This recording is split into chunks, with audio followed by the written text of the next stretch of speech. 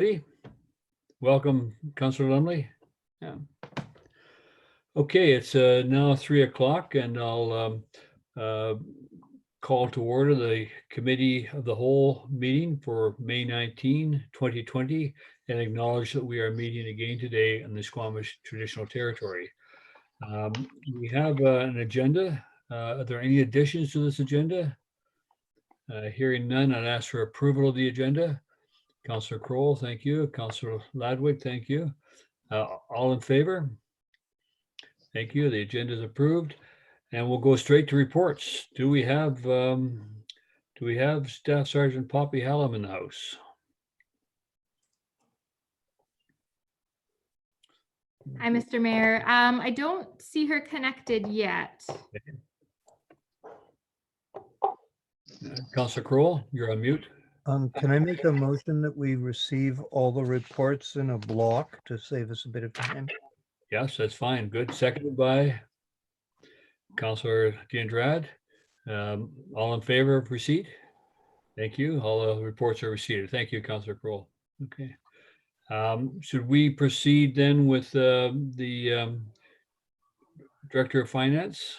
One moment, Mr. Mayor. I have an attendee who's just identified by Galaxy S8. That's possibly. Okay. Yeah. I'm just turning their volume on here. Hello, can you hear me? Oh, I can. Yes. Are you, Poppy? Yeah, I just good. don't have video option on here. I'm just trying to, I guess there it is. Yes. Staff Sergeant Hallam. Thank you. There. Just you. So do And you want me welcome. to mute You're the until it's first time you've joined us on one of these meetings. Yeah. Yeah. Thank you. There you are.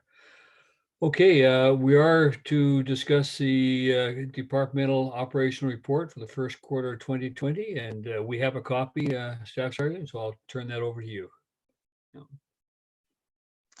Good afternoon. Thank you for having me. I haven't seen some of you for a while. Yeah. Very strange times, but this works out. This works fine. So the reports that you have are, I wish there was a little more to them, but unfortunately the fellow that does my reporting has been off, has been sick, and now is on some short-term disability. So I don't have your calls for service. Like, we don't have the calls for service on there broken down, which I like to present. I like that to be there, and they're not there. So I'm sorry about that. I apologize. But I went through everything and just wanted to review where we're at with some of these calls and what it looked like for the town of Gibsons. And so I did make some notes, and this quarter, from January to March 31st, on the entire Sunshine Coast, we had 1,962 calls for service. That's up from 1,825 last year. So even in March with COVID, unfortunately, our calls for service have remained steady. We haven't seen the decline that many other detachments in the province have seen with COVID. Unfortunately, our calls for service have actually increased a little. And so we're working in this new normal, what that looks like. And I've been working very hard to have processes in place for safety of all employees. That's been my #1 goal mid-March, was having people come to work in a healthy and safe way and put all the processes in place, which included having people working from the Gibsons detachment. So we've had 2 support persons working full-time Monday to Friday out of the Gibsons detachment, and 1 corporal NCO during days, Monday to Friday. And we've been utilizing Gibson's detachment a lot to help with social physical distancing. And that's been very good. And I think it's something that we're going to model a little bit going forward, is having more people, having more presence in the Gibson's detachment to spread it out. So in the first quarter of those 1,962 files, 490 came out of the town of Gibsons. So 25% of our calls for service in the first quarter were to the town of Gibsons. Yep. that gives you a little bit of an idea of where our calls were. I reached into the things like the break and enter files. Town of Gibsons has stayed sort of around the same, and I was just curious as to what they were, because we did see quite a spike in some of the other locations in our quarter. So I looked at yours. You had the Gibsons dental office. Their vestibule had a couple of people sleeping inside, so they didn't make entry into the actual business, but they were in the vestibule out front. And then the cannabis shop was broken into. Squamish Freightways had their back door pried, but no entry made. And the Chevron gas station had a male go inside, but it was in the middle of the night. It looks like they left their door ajar, unlocked, and this person went in, was actually confused. Was not a break and enter. And then we had a break and enter into a shed on Fairview, and a tool trailer on South Fletcher. Both of those, nothing reported stolen.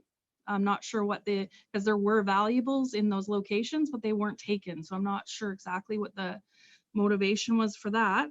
And then we had some issues on O'Shea Road with some past tenants and some tenancy issues and some break-ins. And one of those files resulted in a theft of vehicle charge, a possession of stolen property charge.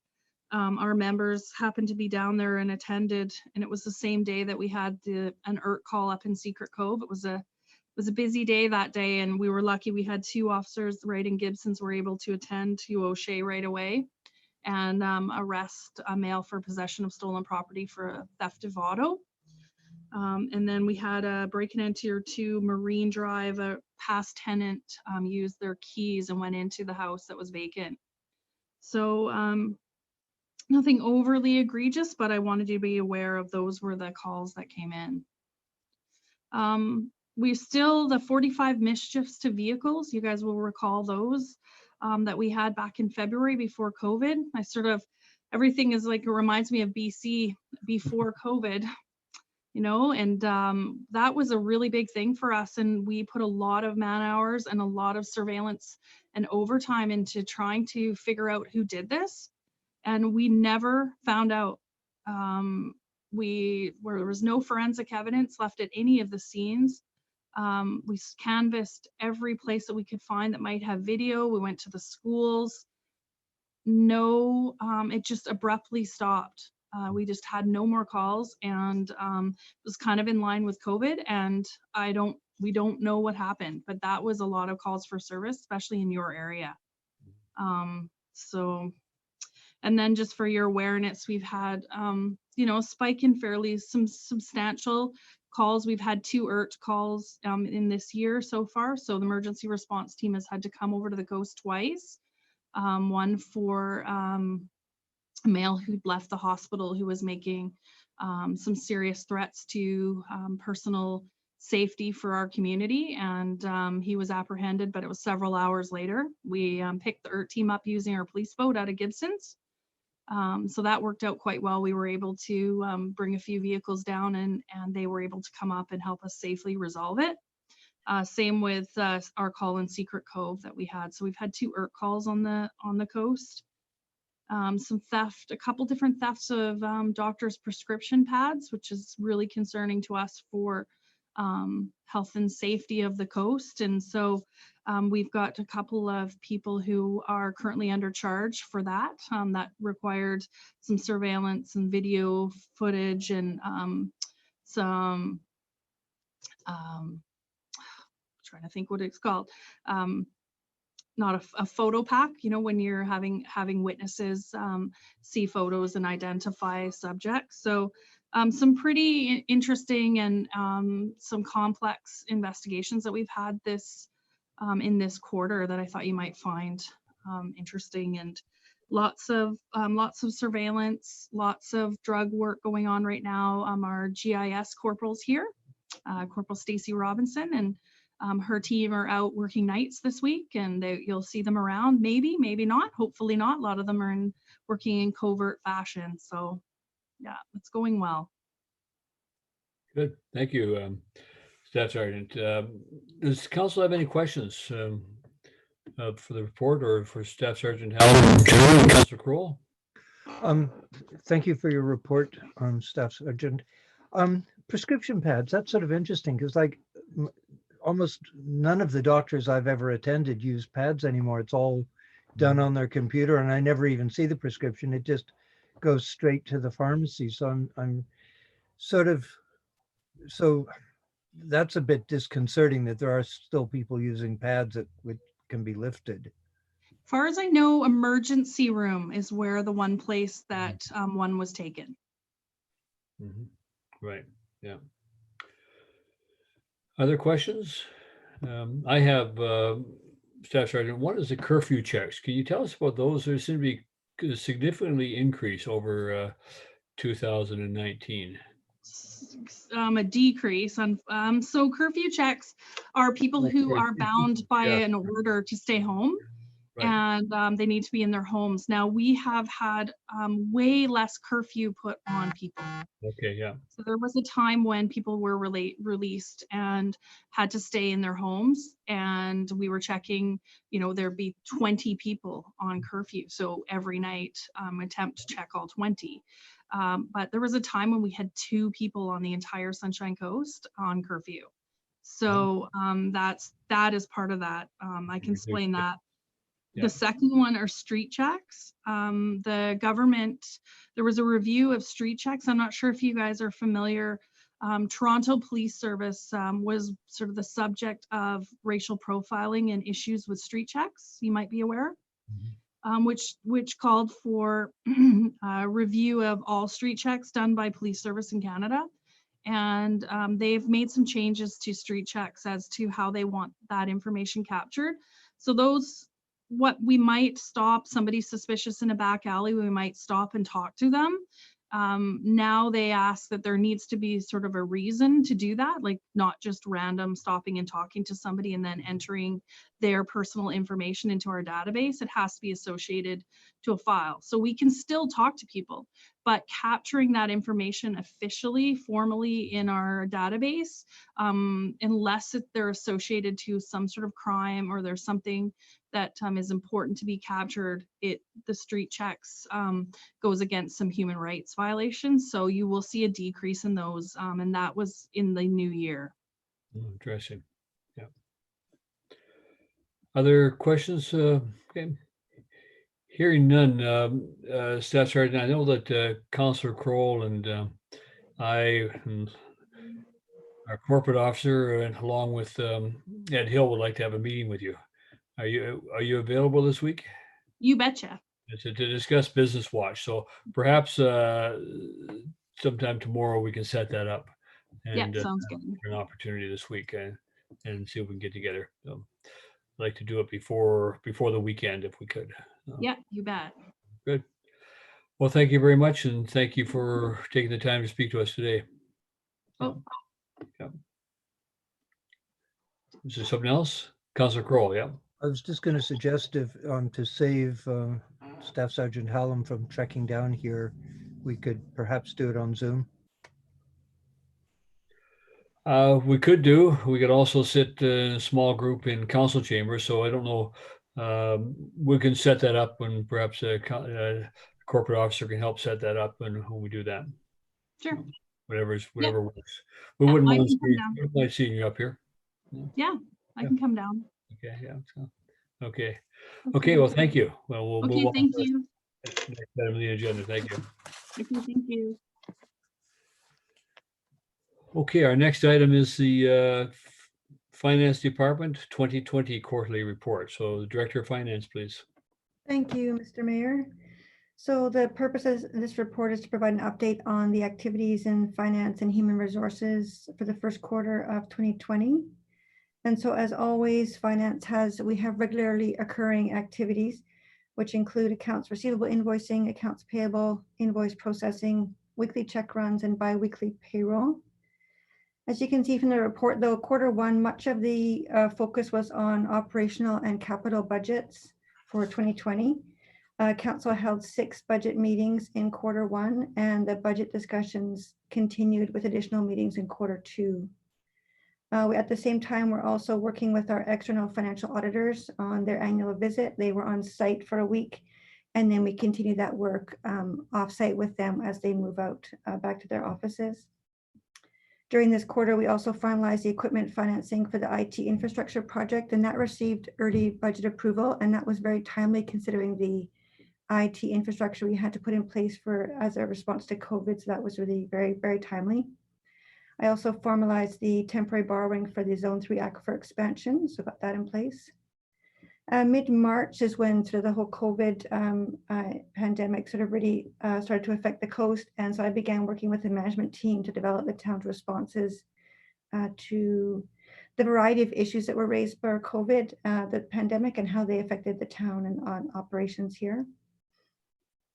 And during that time also, I worked with the Director of Infrastructure Services to develop a natural asset presentation for Capilano University. They have a local government finance in BC course. And so we presented a natural asset presentation.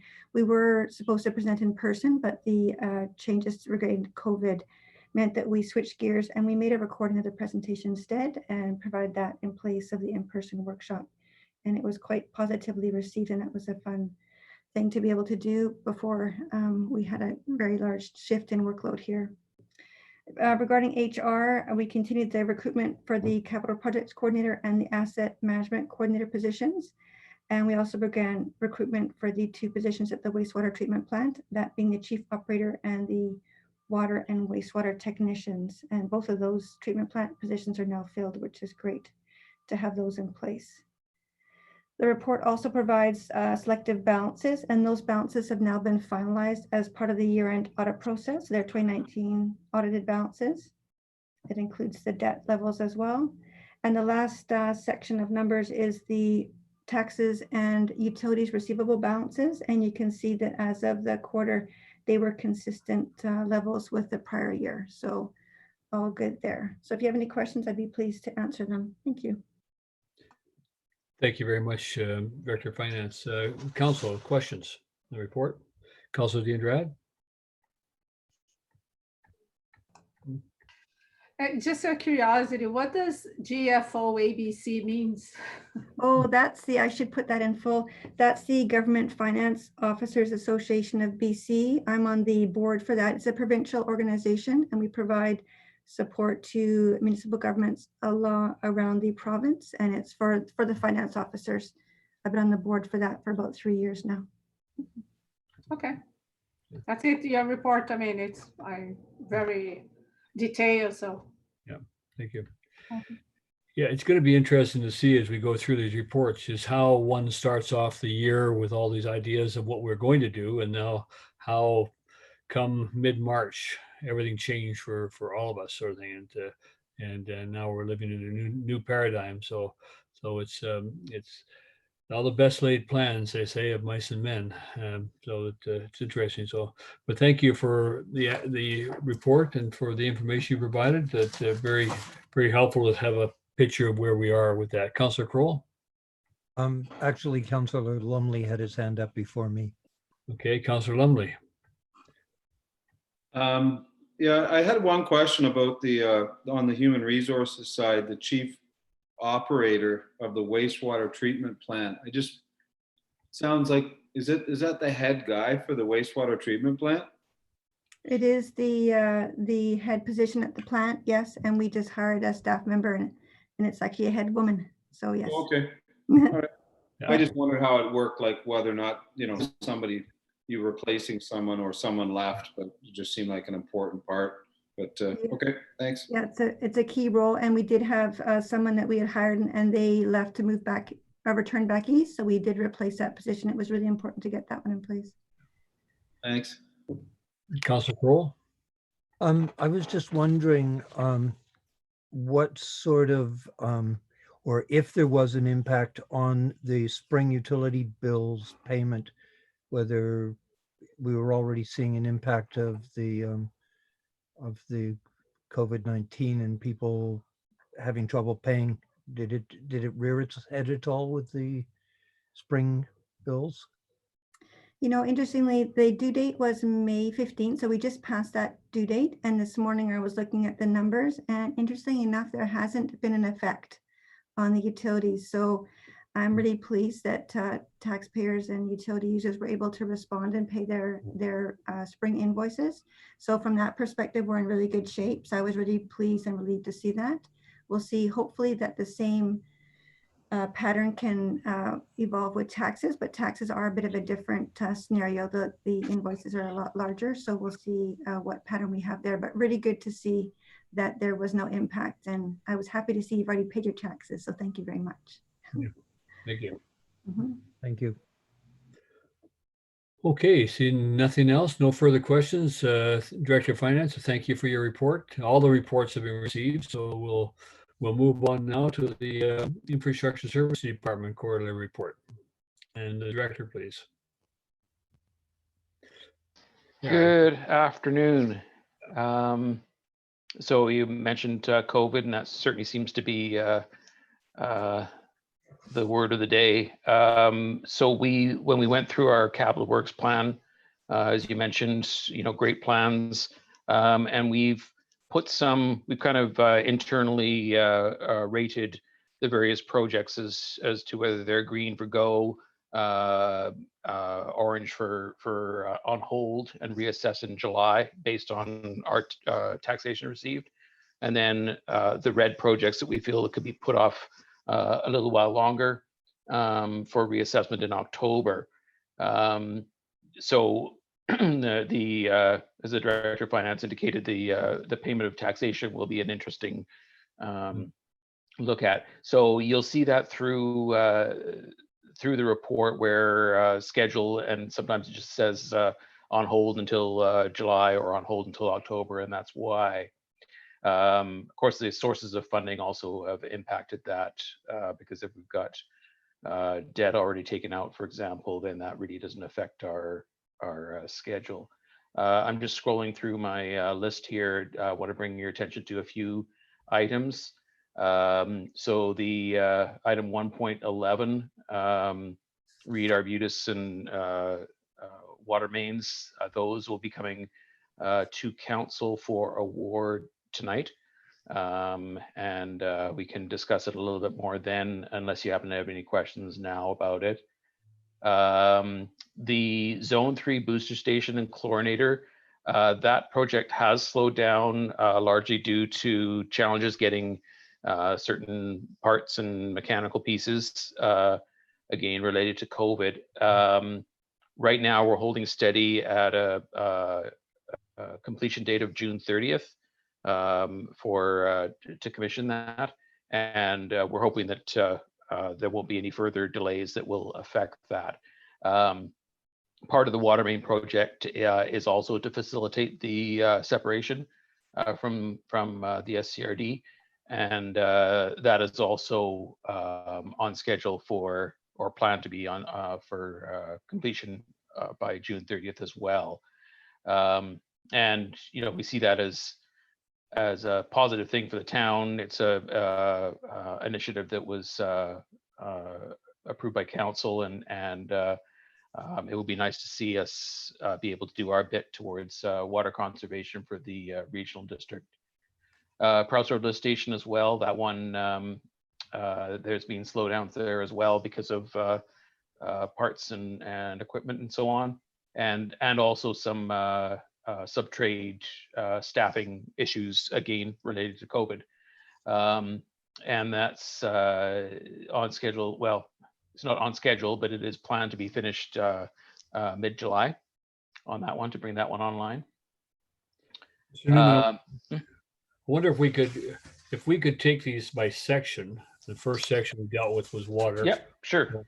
Water supply and distribution. Just ask council if they have any questions of any of the projects within this section, because it's a very lengthy and detailed report. So it'd be helpful rather than start back at the beginning. Later.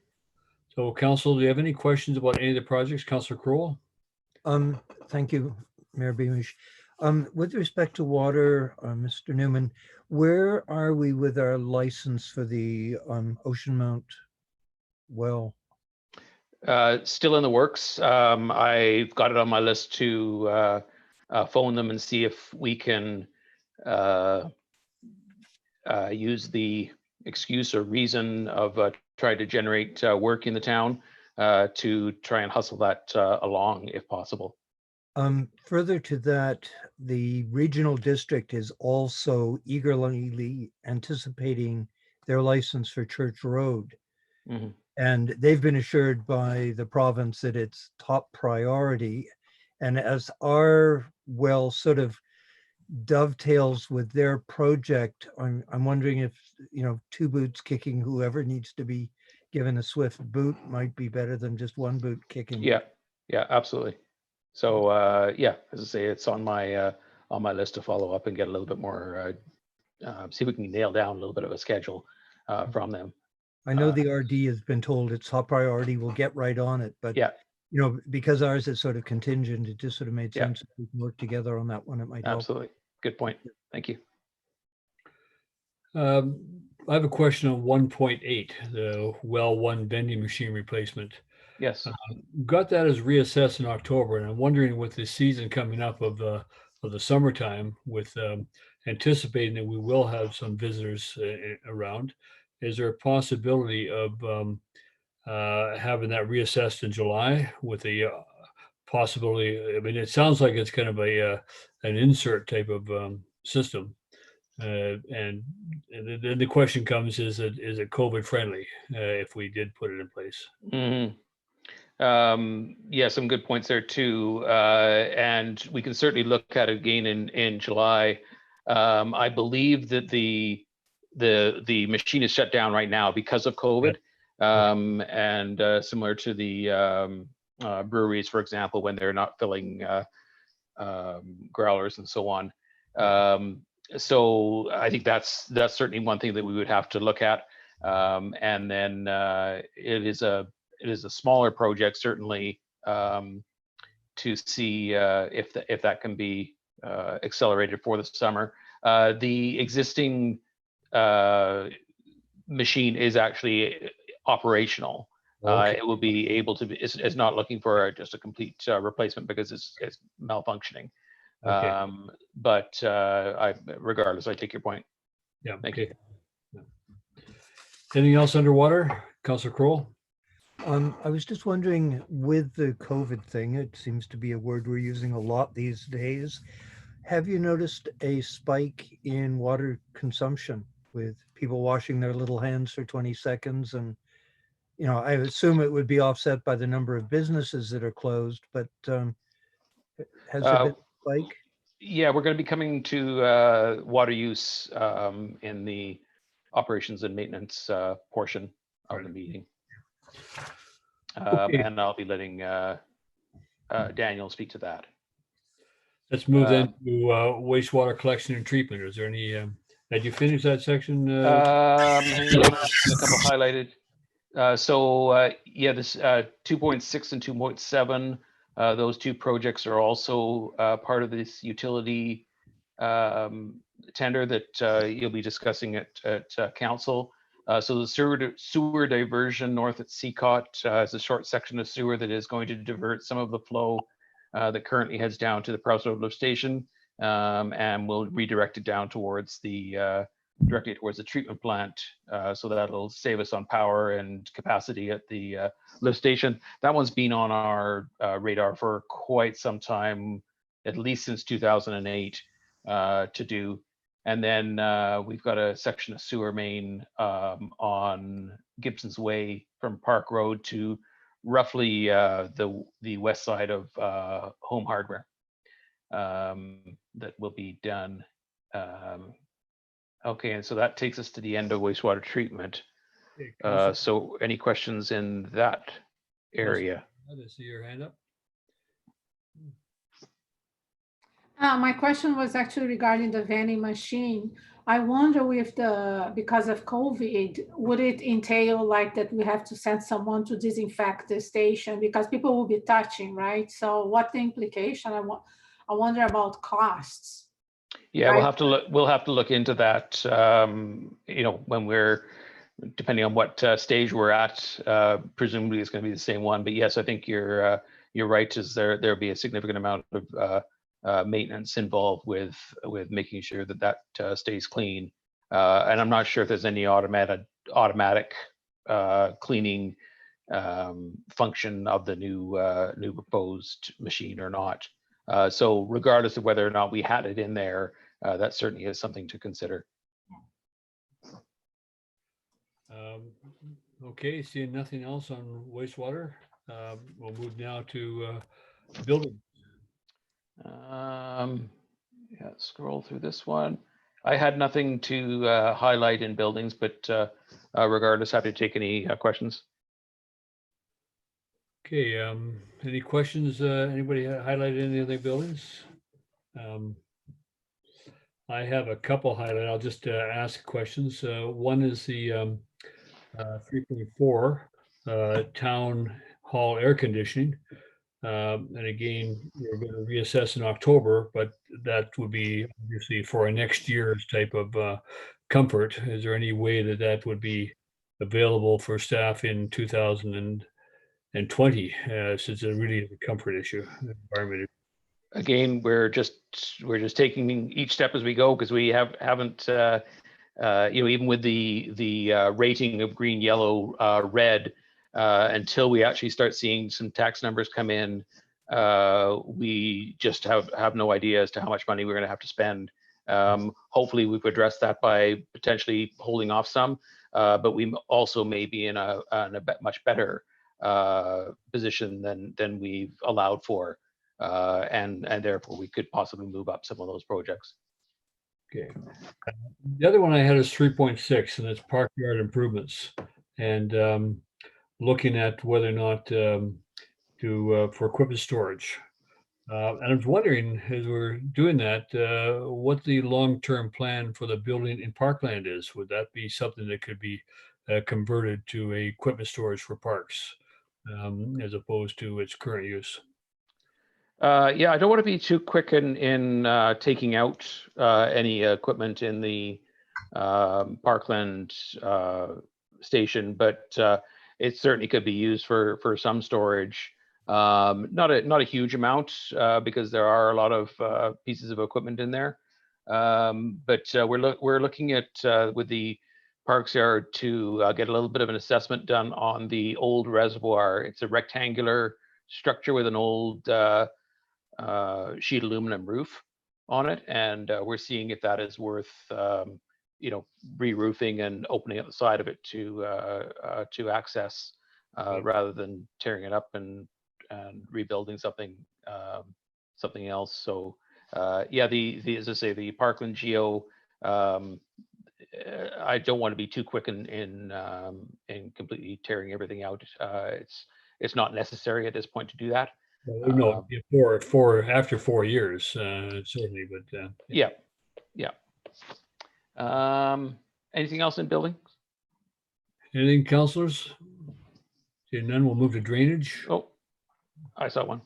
Did you see one? Okay, Councillor Ladwig? Yeah. Thank you.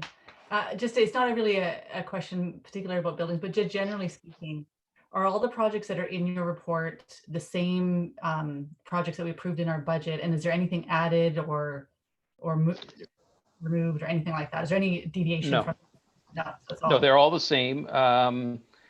Sometimes you may see something that was in operations and maintenance make their way up into a project status, but all the projects that you've approved are in here, and no additional ones have been added. Okay, great, thank you. Your memory, sometimes you forget. I just couldn't believe it. I was like, whoa. Anyways, that's good, thank you. Yeah, you bet. Going through drainage, I have nothing to bring to your attention on that one, but again, happy to answer any questions you may have. Over to you, Council. Do you have anything? Seeing none, we'll move on to fleet and equipment, number 5. Yeah, most of those ones are reassessing in October. Yeah, all of them. And so, yeah, we'll have a look, see how our funds are doing, and make a call on some of those purchases at that time. Are And they- same again, you know, if we're in a far better shape come July than we've allowed for, then some of these projects may get moved up. A question on the unit 5.2 and 5.3, the replacements. Are these estimated costs net of a trade-in value or net of a disposal value? Or they, I'd like the Director of Finance to speak to that, if you don't mind. Thanks. So those ones are, let's see, the first one, 5.2, we will be purchasing that, but we will be doing a trade-in as well. And the trade-in, it's not net of a trade-in. However, the trade-in value does get put into the fleet reserve directly. So all sale proceeds go back into the fleet, and then it's used available for the following year. Yeah. And same would be for 5.3. okay. It'd be interesting to know what the trade-in value of those is that goes back in later. We'll hear later, Mhm. sure. Yeah, and we budget for the full amount because then sometimes you don't quite know what the trade-in is going to be, but the funds do go directly back into the fleet reserve. Thank you. You're welcome. Okay, thank you. Yeah, so we're into the, sorry, were there any other questions on the vehicles before we go into Parks and Civic Lands? No, I see none. Okay, we'll go to parks. Thank you. Okay, so I think the only one that I wanted to mention to you is that Pebbles Beach stairs are still closed and are planned to remain closed for the time being. And although we're not affected by the adjacent land slippage, we are working together to see if there is some economies of scale that could be realized by the town getting some of the geotechnical information that we need in order to address our issues, such as the appropriate construction for the new stairs. So we are underway with that one, but no investigation has actually commenced yet. We just had some meetings with the neighbors, and we have one of the two geotechnical firms that we approached. They're putting together their proposal for us. Did I see a hand there on? Councillor Lumley, I saw your hand. Yeah, I was actually going to ask you about that because I did a slow drive-by on Franklin. I don't know, it might have been last week, and on a nice sunny day, and there was like a ton of cars parked right at the entrance to Pebbles Beach. I didn't get out of my car and go down there, but is it pretty impossible to get down the stairs, or? No, it's totally possible to make its way down. So if you're having, like, honestly, if you're determined to go down there, you can go down there. The reason we've got it closed partly is because of the condition of the stairs, and they're definitely showing signs of slow slippage, but it's more for the protection of the public with the adjacent land movement that's up at the top of the bank on the properties, two properties next to our access. But I don't have any doubt that people are going to make their way down there if they want to, and I'm not going to be stopping people from coming up on kayaks either. And you can also walk in from Franklin if you're a little bit more nimble of foot. So we've done what we can just to inform people that there is a danger there. Oh, and I had one other question too. I just had a question. I know it wasn't in buildings. I assumed that if it was, I guess it would be in this area here. It was just the Visitors Information Center building. Yeah, that's actually, that's a good point to go back to Councillor Ladwig's question. There are 3 projects that were in discussion in budget, and they were identified. However, they lacked funding, and they were identified as a possible grant application or a community amenity that council would have a list already started for ones that we don't have funding for. So that one there is one of those items. And the once tourist information are settled into their new digs, then we would decommission the building but not make it look abandoned, because it still is in the center of town until we're ready to actually pull things out. We would keep it, make sure it's not an eyesore. So at this point, we're not doing any capital works on that one. Okay, thanks. Okay, anything else? Councillor D'Andrade? Yes, this regards Charmin Lands valuation. I know one of the things that are being evaluated is the stormwater management functions, right? But what other ecosystem service or functions this valuation will encompass? I think Manny would probably like to speak to that one. Leo? We're actually having a call tomorrow with the Natural Assets Initiative to define that. But it will be similar to what we've done so far. What we're looking at is primarily on what drainage functions they're providing. We can ask other questions from the model. So I'll confirm that with Michelle, but I think we can get some habitat information and so on. But I think primarily we want to understand how is this contributing to the drainage in the first place. And so we'll have more information on that. Hoping to have that done in the next few months as well. We're already working with the same team on the coastal assets, as I mentioned. And so this just picks up already on the work done with White Tower. So do you have something specific you want us to look at? Well, obviously it's the biodiversity value, right? Cultural values and things like that are very important, right? I mean, we can assume that obviously people have interests, right? Maybe we don't need to evaluate this, put in numbers. I'm happy not to have and spend money doing a biodiversity evaluation if we intrinsically consider there is a value there. But I'm just curious because valuation is important to get grants and to, to lobby and for other reasons. So, and I think we are already considering protecting, there's a flavor for that. And I would like to understand, and I wonder when you talk to them tomorrow, do they have a chart of prices saying, well, to make a valuation for biodiversity or as a wildlife corridor or whatever specific ecological functions and things like that, climate regulation. I mean, there's so many clean air, all this. I mean, I wonder, do they have a price for each one, or I'm assuming it's kind of a block, but it would be nice to know. And I think this will support whatever conservation we want for this area, right? So just very quickly, just to answer that part, the cost is not so much the more services we want to look at, the most it costs. It has to do with, first of all, what our primary understanding is, what is the service from a municipal service perspective.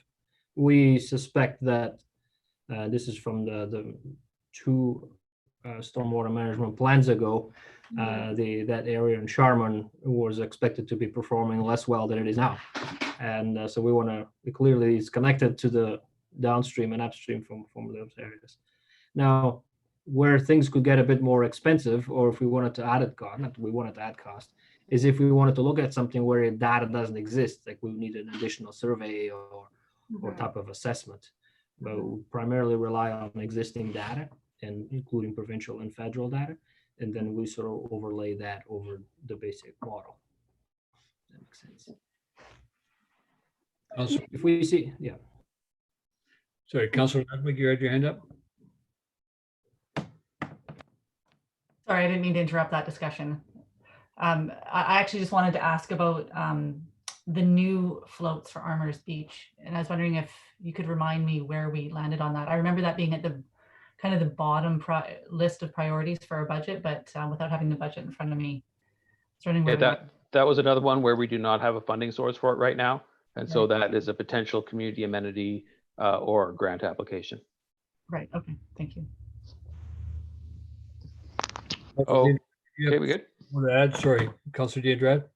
It's just, I believe there has been some, when the Charmin affordable housing was like, there was an attempt to do that. There was some biologists that went there and did at least some sort of rough study at least, right?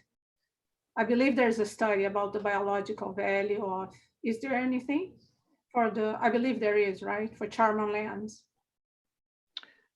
I believe it was only for that one area that was, and I think that probably gives you an idea on what we would be looking at, but no, it was just for the site specific. Okay. That was for the affordable housing. Yeah, Councillor Kroll? Just further to Councillor Ladwig's inquiry about the Armours Beach floats. The floats that were in there, it's my understanding, and correct me if I'm wrong, they'll be repaired and installed for this season, or are we considering not installing them at all because of the COVID situation? Our plan was to install them, repair them and install them. Great, thank you. And I have one final question. I want to go back to the Charmin Lands. I wonder if it'd be useful for council to actually take a walk through that area one time together and have a look. I mean, the lower portion of it, and it's been a long time since I've walked in the creek area along the, and I have wondered whether that area would benefit from a stream keepers type of approach to improvement. Last I've looked down on it from the Mahan Trail connector, or the I guess Chester Trail connector, and it looks like there has been some garbage and stuff placed in there. I don't know. I haven't gone closer to have a look at it, but I just wonder if the council is interested in having a walk through there at some point. So, Councillor Kroll, you got your hand up? Yeah, you might recall, actually, when we were first elected, we did do a walk through there on a lovely rainy day that Director Newman arranged for us. But it's a great area. I was in there last weekend and sending pictures of the area to cousins in Scotland, and they were just green with envy that we had an area like that, walkable in the community. You know, there were people out with, baby strollers and things like that. So it really is, it's an amazing asset to have in the community. And it's, it's very accessible, which is nice. Wheelchairs, people with strollers, or even some people, I assume from Christensen, with walkers. So it's a tremendous asset in a lot of ways. But were you referring to the abandoned sort of vehicles back in? No, I was thinking of going in more from the Stewart Road end of, and walking up the creek from that point. There's the bridge across there, and then years ago I walked up that creek, but I haven't done for a long time. And it is quite an attractive area in there. It's quite open, and that's where I'd seen looked like there'd been people who had a campsite in there and made some mess. But it might be worth doing that, and I will plan to do that. And if anybody would like to join me, I'll let you know when I'm going to go. Just say when. So you're talking about from Stewart up to Shaw? No, I'm talking from Stewart up the creek bed itself. Okay. The bottom of the ravine, right up in that area there. And then for those who haven't walked the Chester connection, that's also an interesting trail, an interesting connection that takes you up into the Gospel Rocklands, and which is a nice connection. And then it connects you to the Mahan Trail, and then back through you do a really nice circular route, doing the Mahan Trail, then back through White Tower Park, and then coming back down the English Trail to the sewer treatment plant again. It's a very nice walk. Let's see a fitness exercise to compensate for Zoom meetings. It is that sort of thing. Yeah, I'll let people know when might be a good time to do that, and take an hour and a half on a nice day. It's a good thing to do. Okay, sorry, we digress. And we'll go on then to the next section, and that's, I guess the Persephone removal and storage. I see it's to be reassessed in July. Do we have any idea and when the proposed project at that corner is going to go ahead? Because that'll obviously drive the removal of Persephone. Are they looking sooner rather than later? Probably the director of planning would have more information than I would on that one. Yeah, thank you. The development permit has been issued, or it's near being issued. They've submitted their revised plans, but they need to get their DPA 9 and geotech DP. So we're waiting for the geotechnical report for that. So I'm not sure when they're going to submit it. They've applied, they just have an incomplete application at this time. It'd be interesting to see if they have the kind of equipment that would be required for the movement of that boat. I don't know if they are developers that have that kind of equipment, but it'd be interesting to see. Anyway, and is it going to the works yard? Is that the intention, or is it going to go up to Jasper Marine? Are they going to do the work, or? That's so cool. I was speaking with Tyler Musgrove with respect to it, and he has earmarked a temporary location for it if we have to move it until we can get it to a proper rehab site. Okay. Things are moving slowly, very slowly. COVID hasn't helped. No, okay. Okay, so we'll move on to roads and transportation. So item 7.2 is a reasonable project that we don't have any problems with funding. And so that'll probably be the next one that I'll be going out to tender on. And one of the other things that we do keep in mind, I don't know how much we can influence it, but it's certainly just try and get some work out there for some of our locals to be bidding on. It's more just something we keep in the back of our minds as opposed to driving our work plan. 7.3, I understand second or third hand that the ministry's paving contract has closed, the tender for it. And I've put it in a request to discuss scheduling with them and have not heard back yet. And Kiwanis Crosswalk is part of that discussion, the pavement markings and so on for that.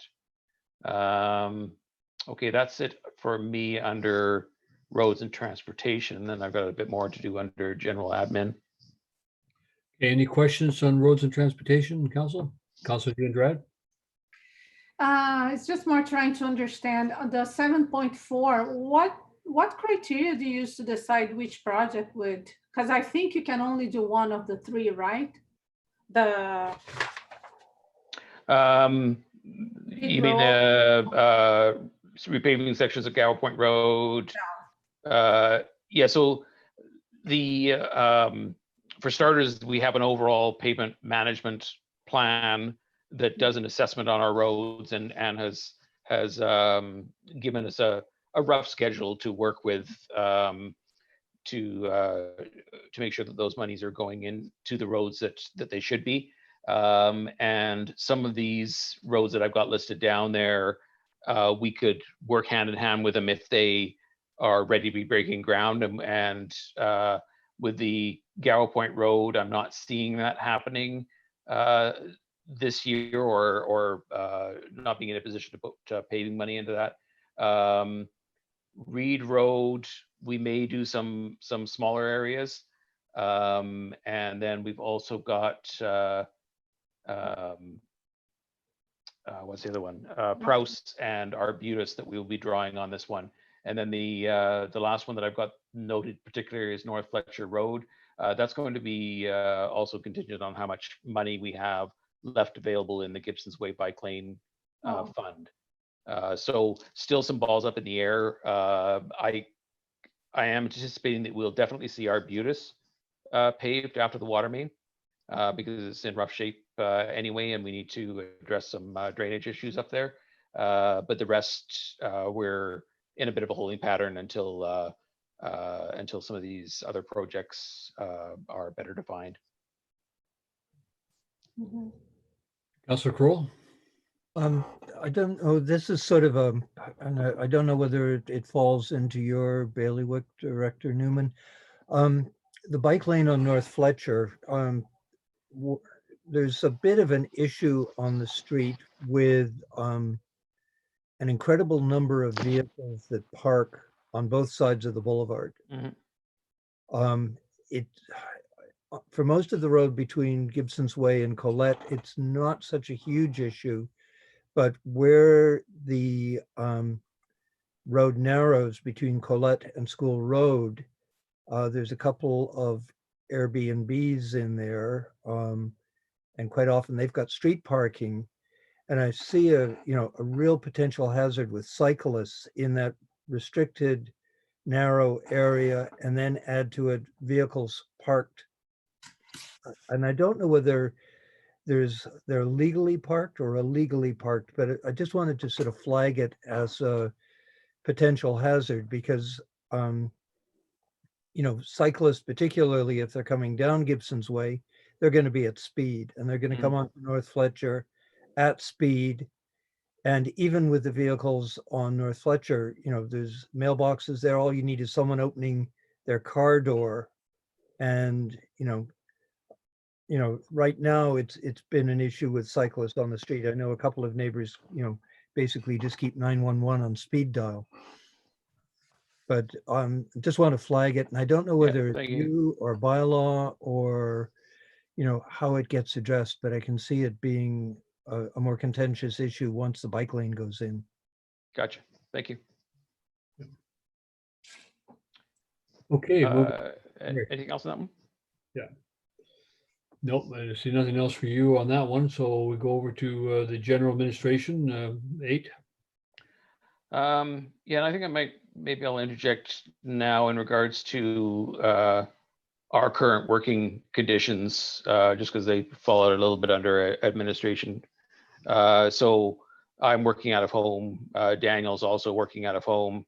Daniel comes in periodically to gather papers or so on. He has a little bit more need to be in the office. I'm very rarely in there, and I'm finding that I'm on the whole able to work from home reasonably well. I haven't figured out quite yet whether I'm more productive or less productive at home. But I am closer to the teapot, which is kind of nice. And it's amazing how much work is still coming in. So I had high hopes that I'd be able to get caught up on things and that everything would be running at a low ebb. But that certainly doesn't seem to be happening. We're still getting development going on, and we're still still getting a ton of emails in. The other day, in a moment of I don't know, whatever, after work, I counted up how many emails, and I'm still receiving around 100 emails a day. And I'm sure I'm not the only one that is up on that count. And sometimes either I decide I'm going to answer emails for the day and I stay on top of that, or I try and get other work done, and I can't do both. It's interesting times. We do have a little bit more admin help now with one of the admin people are being a little bit more focused on helping out engineering at the moment. And then of course we lost Norma recently, and that was a great send off for her with the retirement. I think she was really touched by that and how many people managed to make it out.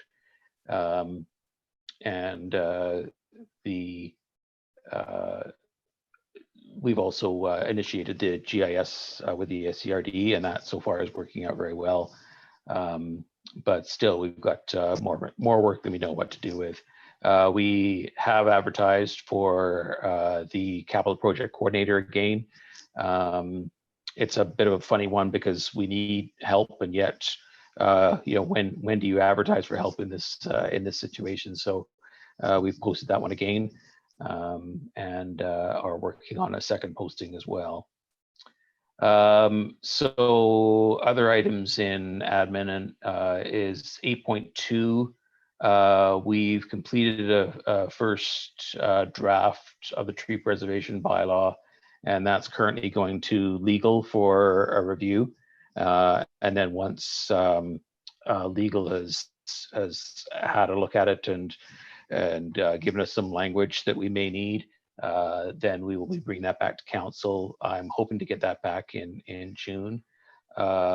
We've been using one of the parks workers, actually, who's quite knowledgeable in trees and other living things, and she's done a lot of research on this for the department, and that's been a way of keeping her occupied while she's been at home.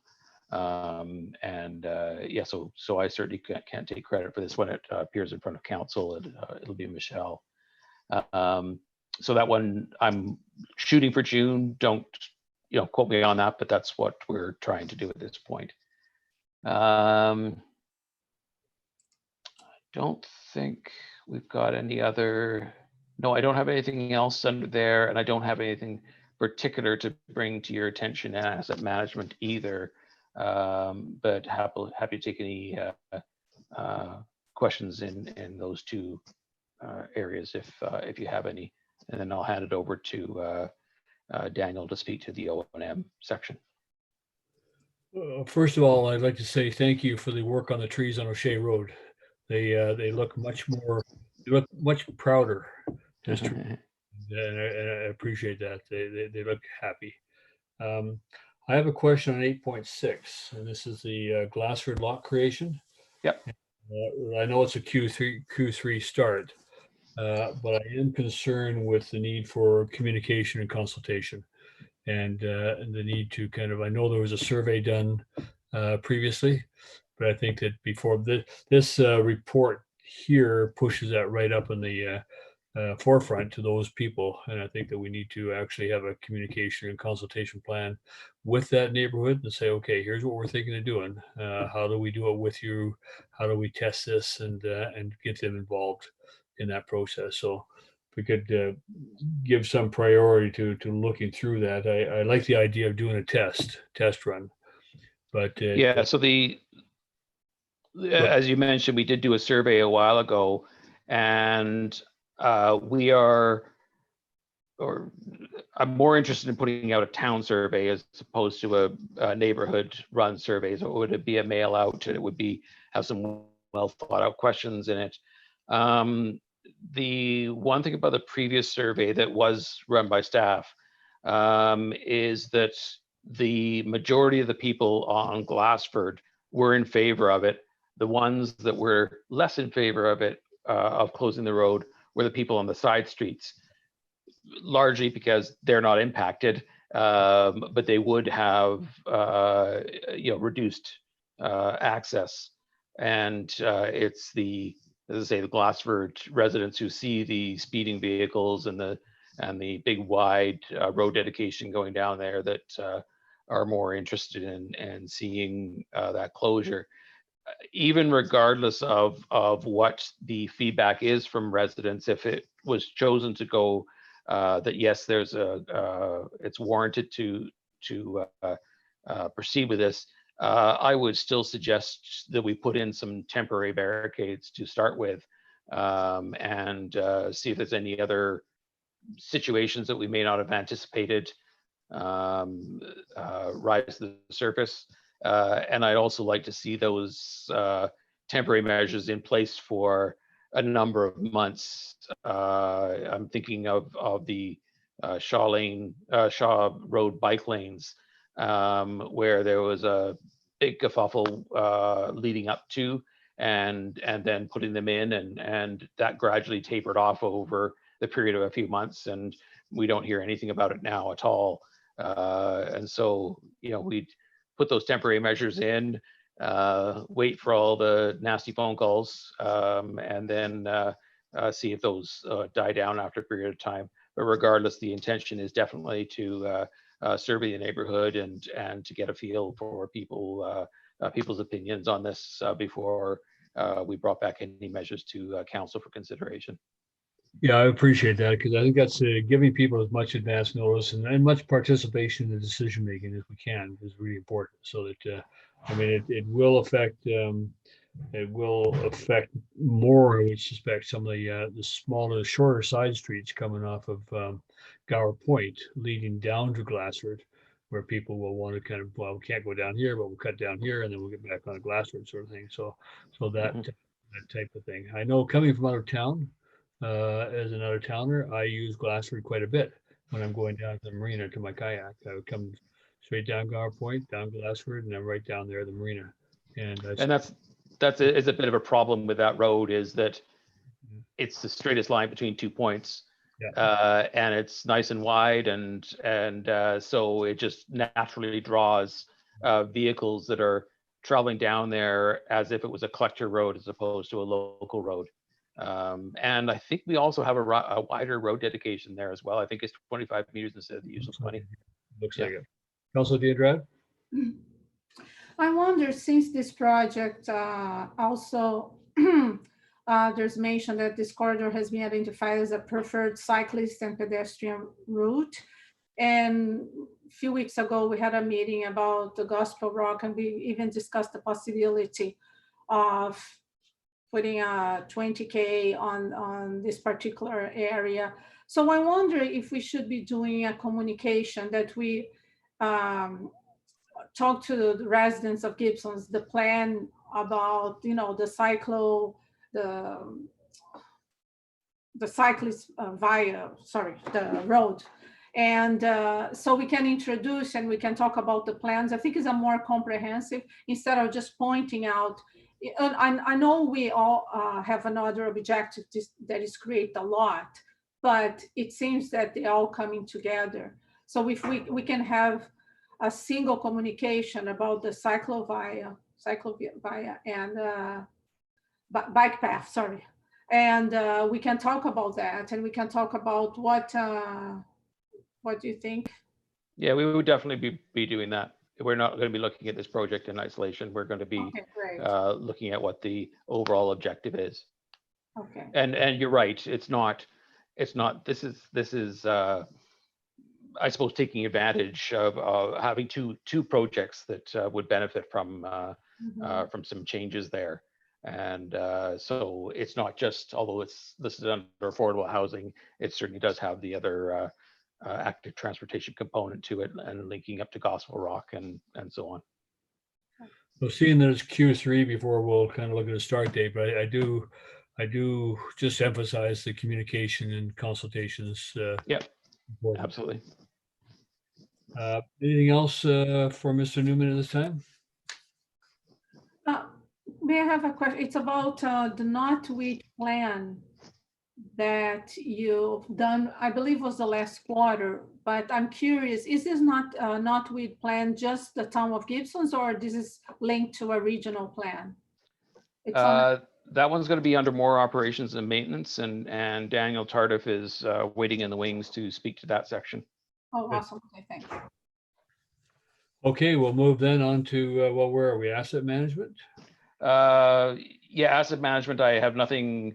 We are working on some asset management plans right now, the formal documents that are becoming more important for grant applications. And we're currently actively working on those. Yeah, so if there's anything else on that, happy to discuss those. 9.4, David, annual groundwater monitoring. Yes.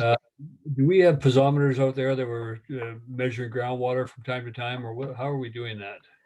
We do have one piezometer out there that is just measuring fairly shallow, but the water levels of the groundwater is done through our own instrumentation on all our wells. And then when the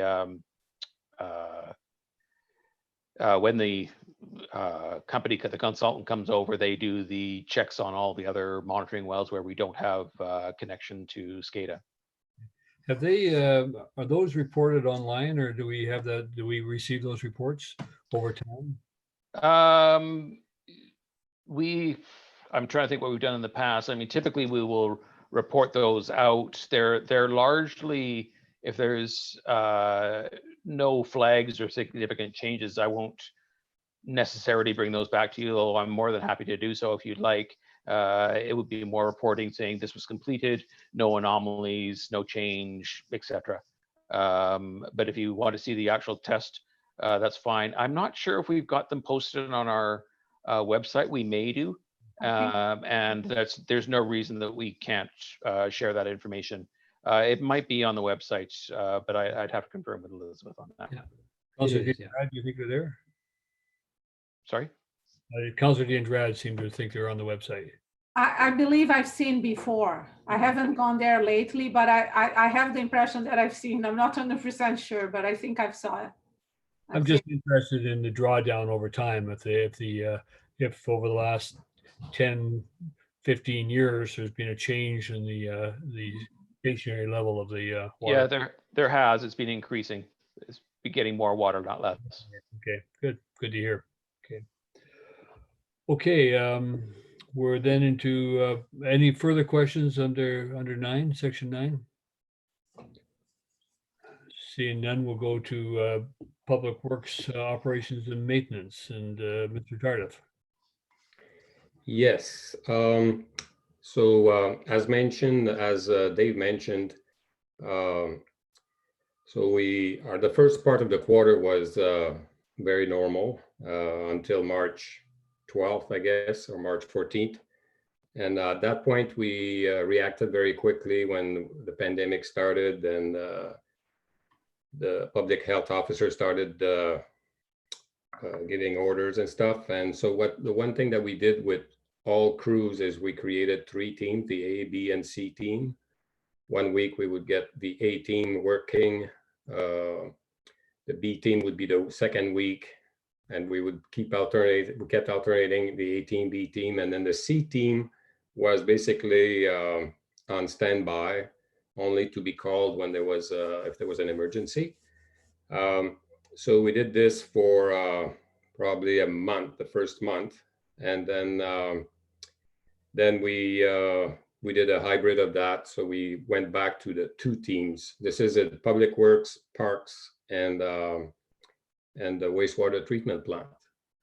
Now, the wastewater treatment plant, we had some major changes in personnel. So our chief operator left, and then our second in command, the second most senior person, left as well. So for other reasons, and so for a while there, we brought in two consultants. One was a previous a retired plant operator from the town, and the other person was a consultant from had a lot of experience with at Metro Vancouver and Whistler and some plants in the interior. So now we've hired that person, that consultant, as our chief operator. So Anna Agnew is the lady. So she's very experienced. And last week we hired also our second in command there. And he also has experience in wastewater, but tons of experience in water distribution and water treatment. So I feel like next week after he starts, we'll have one of the strongest team we've had there. So I think this will help us also when Zone 3 booster station comes on with the chlorination. Yeah, so anyway, I think we're going to be in good hands. So I'm just giving you a few general items here, but the one thing that we've been experiencing more and more is it seems like we're getting hit and runs on our assets. So fire hydrant in one case, in 2 cases, like light stands, light post. And so with ICBC, unless you got witnesses, we don't really get, they don't come in, we don't get reimbursed from them. So we have to use our own insurance, I guess. And so anyway, just an item that is noticeable. So the wastewater treatment plant upgrade is in the final stage of commissioning. So this is going to be happening next week and the week after. The geothermal plant has been running very well this winter. We had no issues to speak of, so very happy about that. On the parks side, we also did the ABC team. The one thing that we did as well is we outsourced the maintenance, the cleaning of the public washrooms. And I don't know if you've been in there, but they are the cleanest that they've ever been. So don't be afraid to go and use them. So the Armours Beach and Weingarten Park Beach are the ones that are the most used. And the Dougal Park is gets very little use. But those three are open and cleaned all the time. We completed phase 2 of the Arrowhead Dangerous Tree removal. That study was done, that evaluation was done in 2019. So we did phase 1 then, and now we did phase 2. So that's basically removing most of the alder trees that are leaning over houses and buildings around Arrowhead. We also, as part of the plan to react to the pandemic, we've been closing playgrounds and playing fields. So the playgrounds at Stanbrunner and Dougal are closed to the public, and as well as the Brothers Park playing fields. The Brothers Park playing fields, we did some major maintenance there earlier in the year, and having them closed helped us a lot with that. We're probably now a week away from reopening them. So we're going to get some signage explaining that we're reopening them, but not for team sports, just for people to use. You probably noticed, if you've been down in Lower Gibsons, we've hung all the baskets that we typically do at this time of the year, as well as the banners. We've installed the banners. Some of the plans that we have coming up are the installing the signage for walk on water. That's along the water, yes, and but also it starts at the wells, explaining people, talking about the aquifer a little bit. Now, I'd like to talk a little bit about what's coming up, and the main thing being, as part of the reopening of the economy, I guess we're also reopening some of, I don't know if you have noticed or not, but our levels of services have gone down compared to what we normally do at this time of the year, especially with the parks crews. I mean, with public works, it's less noticeable because we haven't had any major breaks, no water main breaks or no serious breaks. Construction has been going on, so we're installing water meters and services as needed. But we're planning on bringing those crews back, and we're working on the safety plan that we will be using, the procedures that people will be using to avoid to minimize the them potentially getting sick, So that, like, the one thing that we will keep doing is having one person per vehicle when they go to work sites.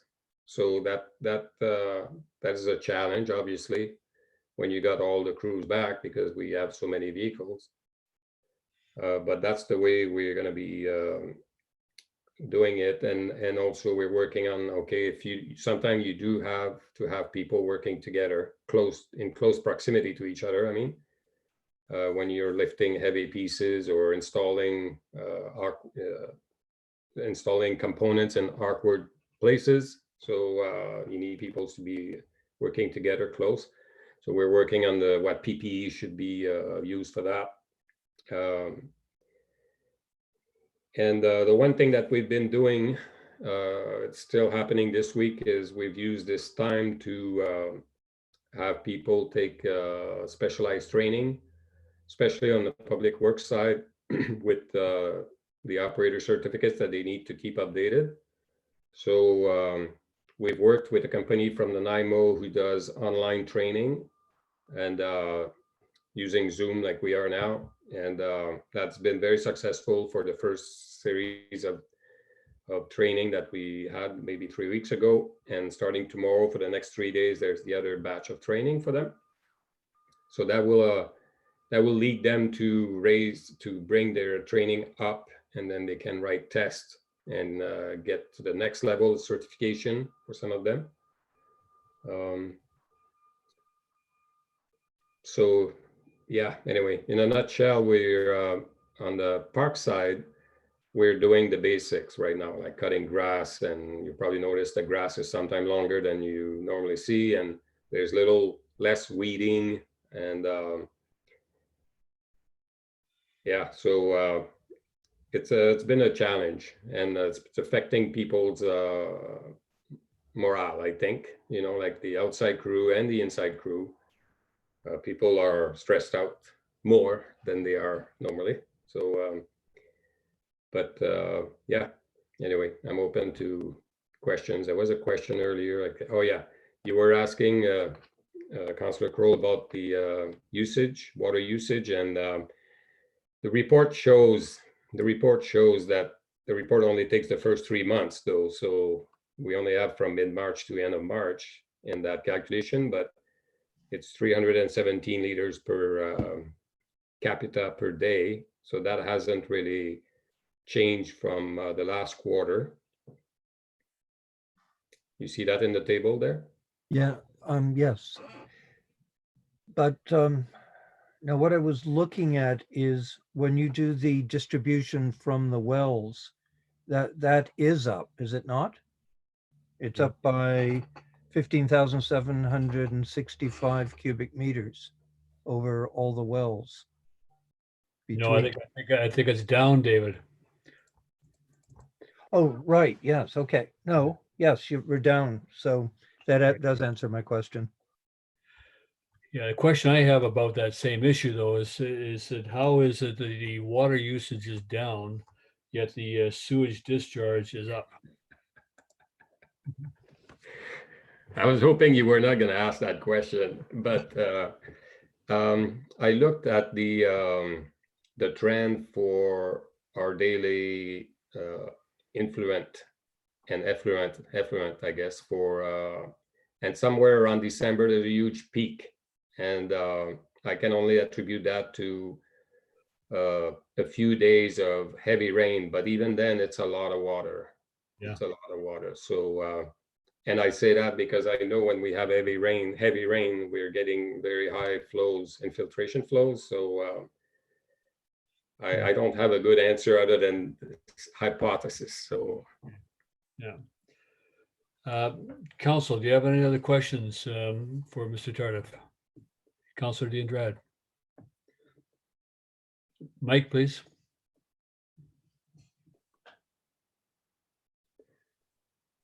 Thank you. It regards the knotweed management plan, if it's independent or is regional, or just you're tackling. It is not regional in terms of our maintenance plan. The person that worked on it, that wrote it, though, she is working with the SCRD and District of Sechelt, but it is for us. And unfortunately, like we were planning on having our people trained by the same person, Jennifer, and that hasn't happened, and it won't happen. just because of, you know what, the unnameable. No, it's just not possible this year, unfortunately. Mayor Beamish, I went to the website. There is data, water testing and monitoring. The latest data is from April 14, but it's just like fecal coliforms. Oh, But the potability, it's from 17. yeah. Okay, yeah, I'm interested in the water levels, but yeah, that's interesting. Okay, yeah, so we'll see, yeah. On knotweed again, we have a lot of it in town right now, and I noticed that up on Reed Road, on the service road that goes through Parkland, where that now comes out, intersects onto Reed Road, onto now the town property at that level is knotweed is growing. And I suspect that's kind of a drop off the back of the truck when they were doing some work up there, because there's quite a bit of knotweed still on that undeveloped subdivision at that point. And then of course, there's the one behind the A&W and the large lot on Hillside, Hillcrest. Hillcrest. Oh, yeah.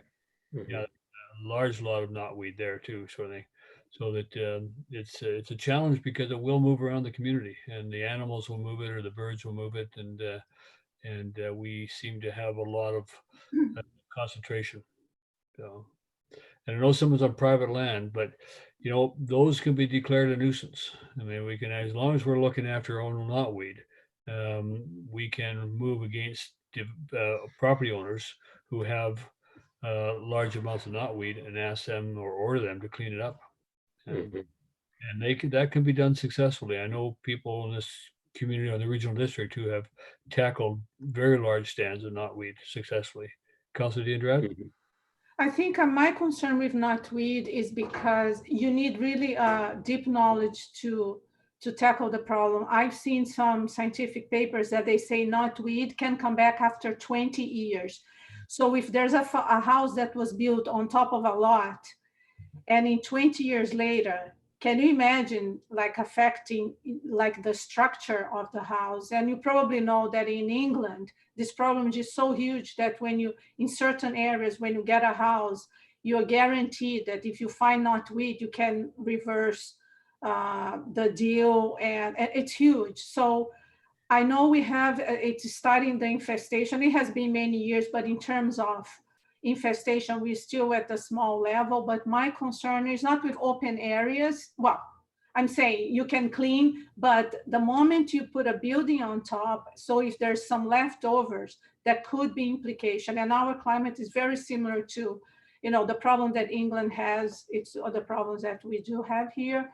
So I wonder when any management or elimination, control, extirpation, whatever is the attempt, it's with knotweed. I hope someone is very knowledgeable, because you could have these implications. And I also advise the town even to get more like in the scientific side, because knotweed is not like a regular, it's not even a bad invasive. It's a very troubling. Well, the consultant / contractor that we're working with, she is like, I don't know if she's a PhD, but she's that's her life, that's her study, her field of study. So that's who we would contract works to. I'm not sure what to do with private land though. Yeah, I would need advice from others on that. You know, sort of further to, you know, Daniel faced with this sort of Amazon stable of knotweed, and Councillor Dandretti's comments, you know, if through this consultant, because what it needs to be is a consistent, methodical approach. Just, you know, out there with your machete, hacking it up into little bits to get it on your trailer, to drive to the green waste, And take it. distributing it all over the community is, you know, insane.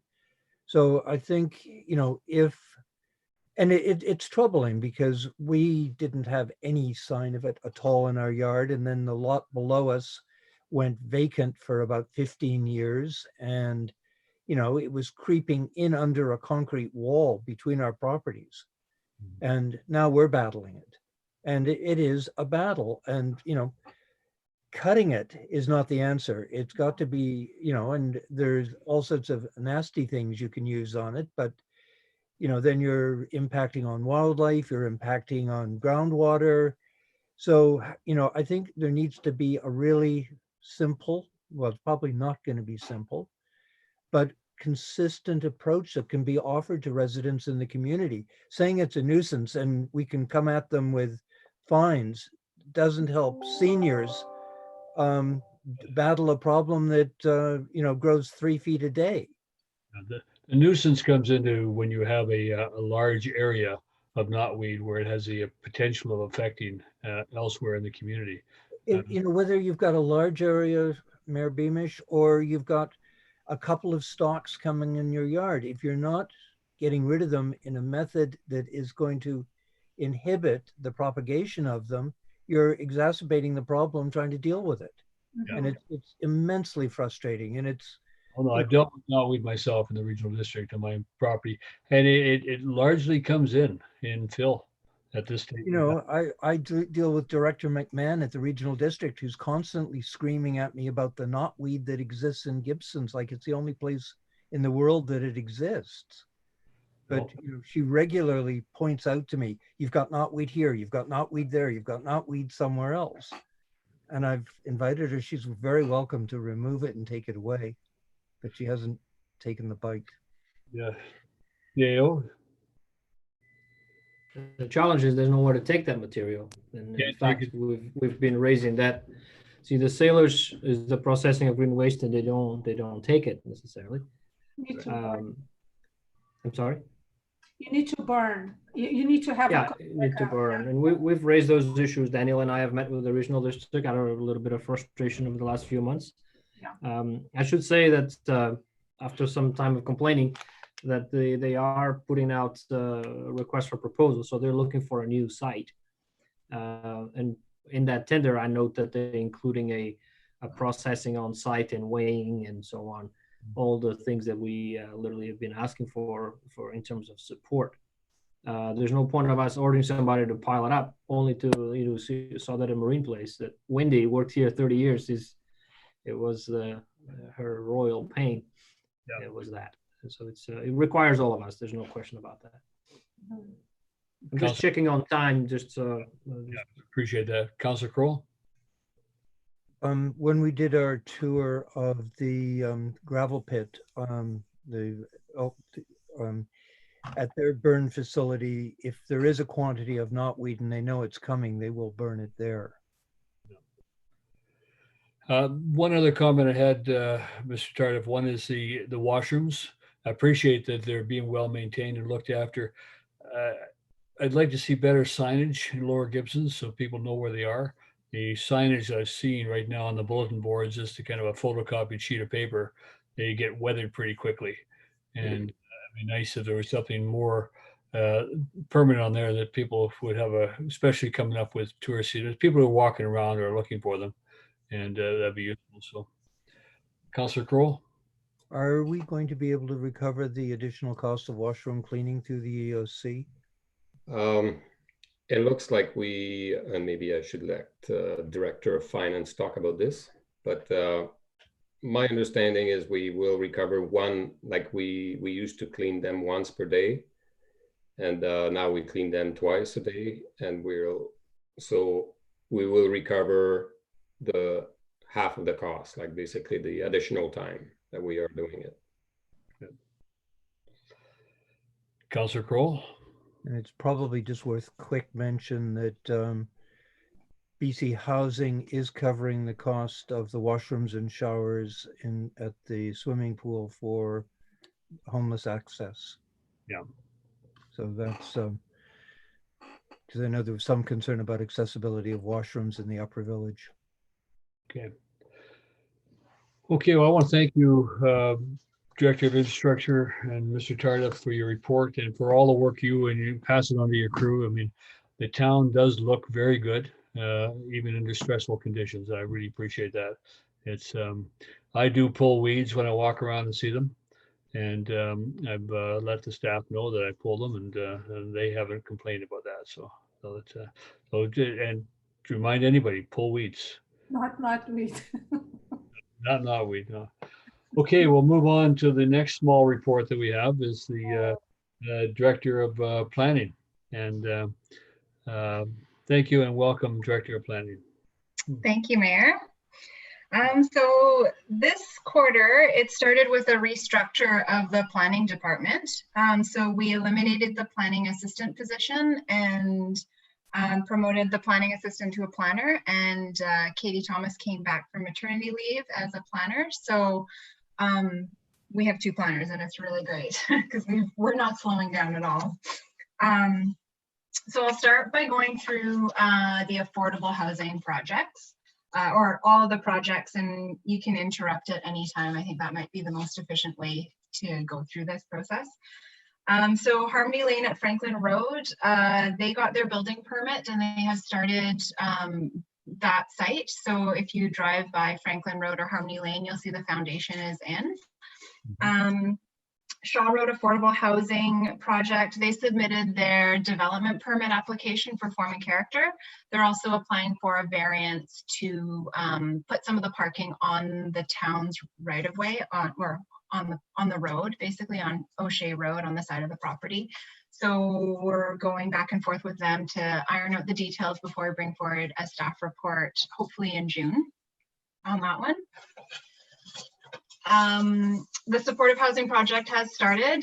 As you can see, they've started digging a big hole there and the trees have been retained, which is really great news. The Sunshine Coast Housing Needs Assessment, we had intended to host 2 open houses. They were scheduled in early April and then COVID-19 hit, so we had to cancel those.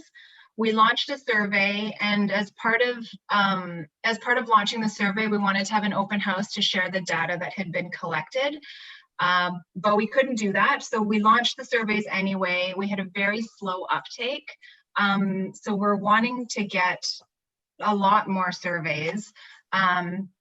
We've had to put more money into the engagement side of things, boosting social media ads, newspaper ads. This week, we're going to have daily radio ads. So we're trying to get the information out there. We've got 476 responses. So the Facebook boosts and stuff like that has helped, but that's just over 1% of the population on the Sunshine Coast. So it's still not enough. We would really like to see more. So we're getting some support from the District of Sechelt and the SCRD on that. But yeah, if you can spread the word, that would really help collect some feedback. Short-term rentals, I brought that report forward 2 weeks ago, and that's gone out for a legal review. So that's moving ahead. The community amenity and affordable housing contribution policy work, that we intended to have a big workshop similar to the one we had with council. We wanted to do that with the developers in town. And that again was also scheduled in early April. So now instead, the consultants are going to be doing one-on-one interviews with the developers and putting out a survey to collect some more information.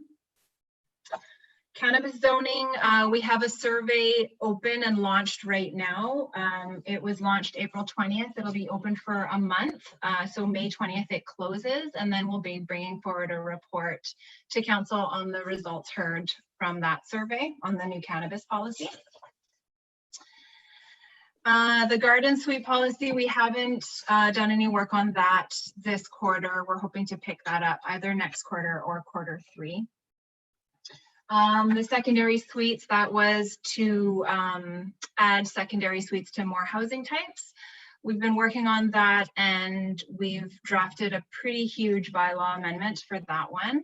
And that's coming forward hopefully June. So that'll come forward with the short-term rental bylaw, ideally.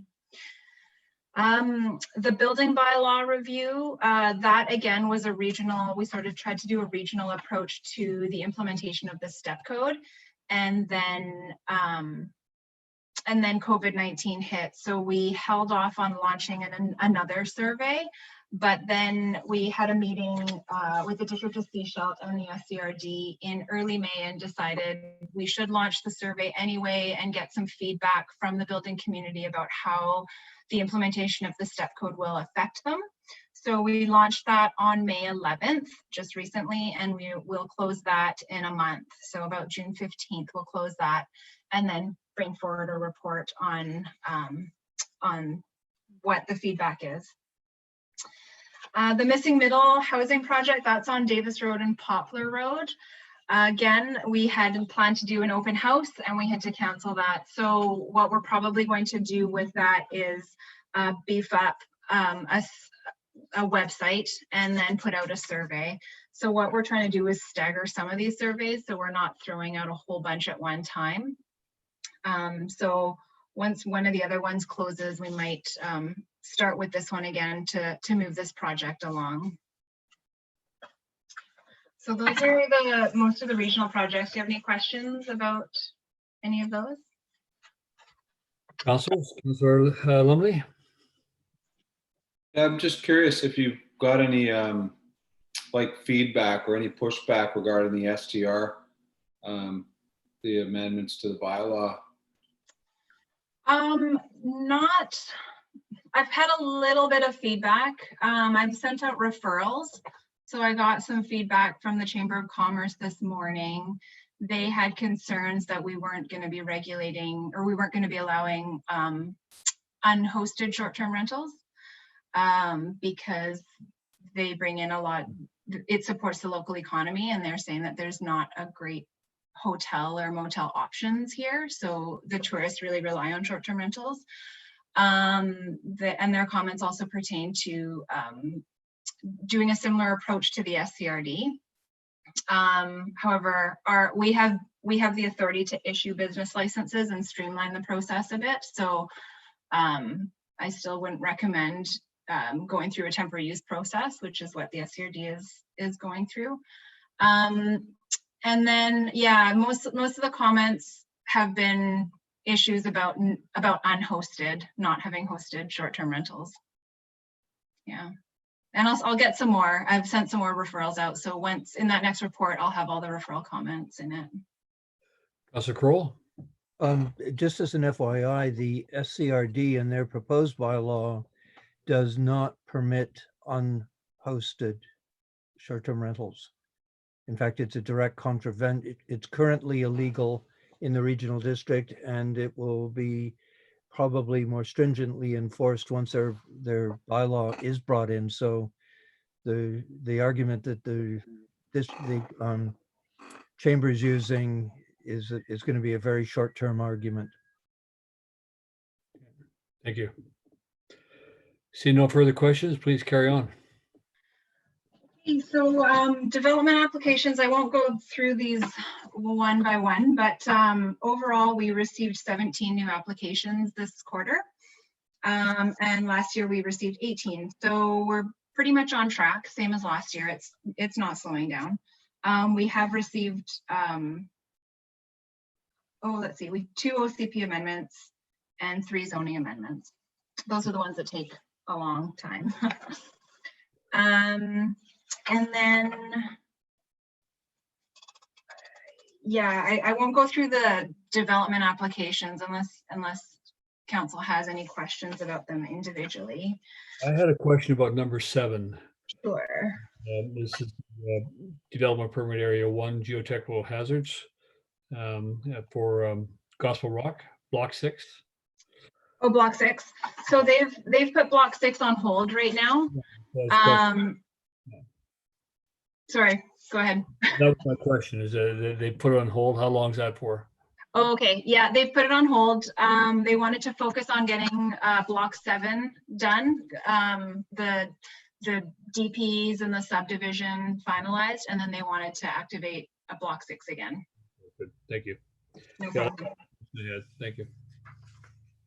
Other questions from anybody? No, seeing none. Carry on. Okay. Yeah, you might notice Wendy's has been painted gray. So they withdrew their DP for a red a red design, and they painted it gray instead. So what they did is they got a sign permit out for any of the signs they were dealing with. Yeah, and then I was going to highlight 263 Gower Point, so that was brought up earlier. Okay, and then in the building permit side of things, we received. Oh, Councillor Ladwig. Sorry. Thank you. Sorry about that. I'm just a little curious about the Tim Hortons thing. So he didn't need to apply to paint it gray. He did to paint it red. I'm just kind of confused on yeah, color is a really gray area. I mean, it's the idea of form and character is to look at the building form and the character of the building. So not the color, the window type, that kind of thing is off. Like, we're not supposed to go into the detailed design. So they submitted an application. We worked with it. We looked, it was mainly just an upgrade. So then what they did is, and they were going to change signs, and we have signage in our form and character guidelines. So what we did is we took the whole thing, looked at the entire design, and spoke to the signage as well. And then they withdrew their application and applied for a sign permit instead. So what they did is they got their sign permit and changed the color to gray. Yeah, I appreciate that. Thank you. Councillor Diandrad. Just a comment, because when they put the application, I look at other Tim Hortons, and so now the look is the modern Tim Hortons. So I don't know why he deviated from that initially, but now it's pretty much this modern look that other Tim Hortons in Hawaii, in the States have it. So Thank you. Okay, carrying on. We're Okay. watching the time. Yeah. Okay, so building permits remain steady. It's not slowing down. Our building inspectors are alternating. So John is working from home as much as he can on Thursdays and Fridays, and when Dave is in the office. There is an overlap in the morning so they can touch base. But yeah, they're super busy still. And then bylaw has been really busy this quarter because since COVID, since everyone went home, her calls just went through the roof. So she got so many calls, and not necessarily related to COVID, like a lot of them were, but they were just people at home noticing things and calling the town a lot. So she's been really, really busy, but she's managing. So, and all of us have canceled our vacation time, so we're all here dealing with it. Yeah, so that's it. We've been busy, and working from home for the planners has been working really well as well. So I should comment, I got an email from a mayor in another community, well, an ex-mayor in another community, sorry, expressing concern that in their community, they're inviting anonymous COVID complaints. So if you see two people standing too close together, you can phone in and make a complaint. And wow. If you see your neighbors having too many people over the house, you can phone, and they're anonymous and they will accept them. And she was, this ex-mayor was very concerned with that because the process that had been put in place in that community was that if you had a complaint against your neighbor, we want you actually to talk to your neighbor first, and then if we can't work it out, we had a good neighbor policy in place. So they gone that one extra step. Now, if you don't like what your neighbor is doing, give us a call. Wow. Well, we did get a lot of calls from neighbors about play dates next door, kids are getting too close, teenagers not listening.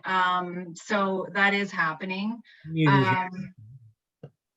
But she was also working with Vancouver Coastal Health and supporting them when needed. So she did work on the long weekend, and yeah, she's been supporting VCH when they need her. Appreciate that. Any further questions for the Director of Planning? Seeing none, once again, appreciation to the work you're doing and the work your staff is doing under these stressful conditions. It's a challenge, and I really appreciate how you guys are all digging in and meeting the challenge for the community. So thank you. Thank you. Okay, we'll move on to, I think it's our final report, and this is from administration. And I'll just, through Ms. Mayor, Lindsay and I will work through the report. can we, do we do a time check right now and ask for 15 minutes? Is that, or do you think you can talk that fast? But there could be inquiries. So. I think we could push through, and then maybe we'll see where we're at in a couple minutes. Okay. Your call. Thank Not going anywhere, so we're good. Yeah. So your permission, yeah, the workload is really what's been the challenge for us, is that, we were busy with the world as we knew it until March 14th, and then we're basically had to re-engineer every process that the town has, not only how we work with each other, but how we interact with the public in particular. And just as we were getting slightly comfortable with it, we got orders of last Friday, and just in almost 2 months to the day, to change everything yet again. And this time is actually a little bit more complex in that we've got agencies from WCB and the local Ministry of Health, and that we have to verify these plans with. And so we've been having, again, regular calls to try and go through every process. And you've seen what Lindsay and her team has been doing with the administration side of things, and everyone in their own department is trying to figure out things again. We've got quite a bit of direction and support from others, but it occupies a large percentage of our day.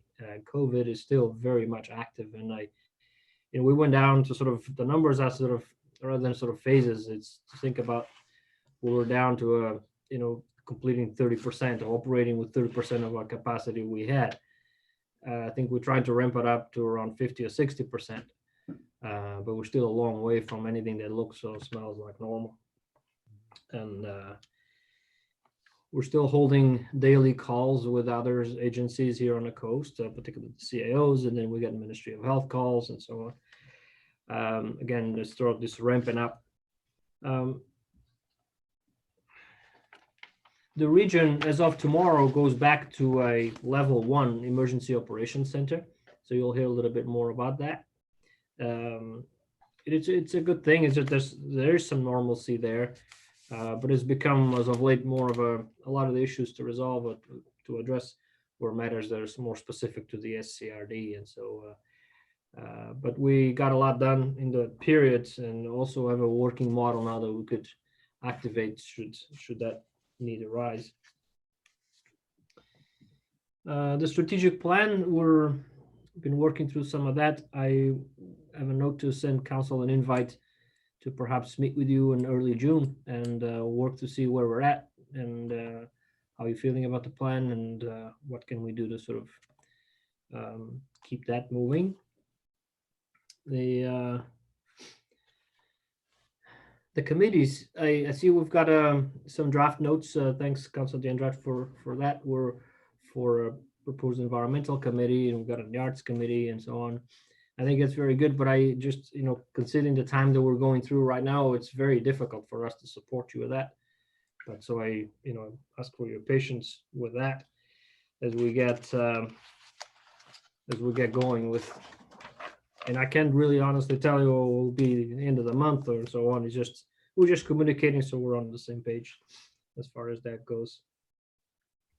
In terms of resource management, so Lorraine and I and a couple others, we worked through the waste management file, which it's active. The organics is running relatively well. We made a minor change there in that we typically would sell the bins here at the counter. And now we're working with Sailor Soils to see them doing that, and they can just drop it off directly. It doesn't cost us any more money, and it's just more of a convenience to the resident. Doesn't have to take their broken bin, come down here and get another one. And so from a service continuity, that's something we come together with the provider. The green waste, as I said, again, we took over the green waste. Originally, it was a town program. Was quite successful. The regional district jumped in, and eventually they realized that It's best to fund that as a regional function, and that's been helpful, except that when the last time this thing went up to bid, the bids were so high that the SCRD asked us to continue to do the service as we were, and we amended the site a little bit, and we carried it through. But because of the things we've been talking about, increased interest from people, I mean, it's been incredibly busy there. Plus the issue with invasives. That's a service that there's been some expressions of interest of folks that want to deliver that here. So the tender is literally out as we speak. What will happen to the site? For us, we've got lots to do with our staff. That those are the folks that we train, as Daniel was saying, for everything else we need to get done. So that's been a bit of a side job that as we've been carrying it on, but we won't miss that side too much as far as the impact it has had on our operations. The bear aware program is something that last year we had quite a few issues with bears. We haven't resolved that. It sort of comes in phases, but sometimes you get a bit of a string. And one of the things the town, I think, could probably benefit is from being a bear aware community. We're not just yet. So I'm trying to find a way to bring that forward to council to seek some support to have that designation, which typically would mean some stringent requirements for particularly the stratas and so on. So there's some implications there, but I think it's an important thing. We're certainly getting pushed and supported at the same time by Conservation Authority and others. Regionally, still the water. I note that the SCRD is having a water dialogues on Monday, and also they've created a bit of a water committee. It's interesting. It's we've been carrying on a water governance for 2 years, spend time and money, send letters, and we don't get much response. And yet I see somewhat going back to things as they were. Personally, I'm less concerned than I was 2 years ago, because at least they're not sort of pumping from Gibsons, but at the same time, I'm not seeing a lot of commitment to that file, the bulk water agreement, which is an important element of it. So we're pressing on with that as it is. Maybe I'll ask maybe Lindsay to complete the remaining that I've left out, perhaps. Thanks very much. Thank you. I'm just mindful of the time. I'm not sure, Mr. Mayor, if you'd like to do an extension, or I could speak very quickly. I would invite council to take 5 more minutes till 5:05. Councillor Lumley, Councillor Crowell, all in favor? Thank you. We have a little bit of time, but not much. Okay. We'll speak quickly. So as you've heard, a bit of a theme through the reports, a lot of the past few months have been really focused on our response to COVID-19 and really concerned for our staff and the business continuity so we can keep offering the essential services that we have to keep offering. And I'm really proud to say that everyone's adapted very well. Administration for about 2 months has been working on the Team A/B model, where we had alternating people in the office and then working from home. And that was split again between upstairs and downstairs at Town Hall to further reduce the risk of cross-contamination. And I think everyone took to it extremely well. We're going to be continuing that model as much as possible and encouraging the working from home. But we are reopening Town Hall to the public tomorrow in a limited capacity. So that will be affecting schedules, and people will be more in the office than they are at home, just because that's currently where the work is.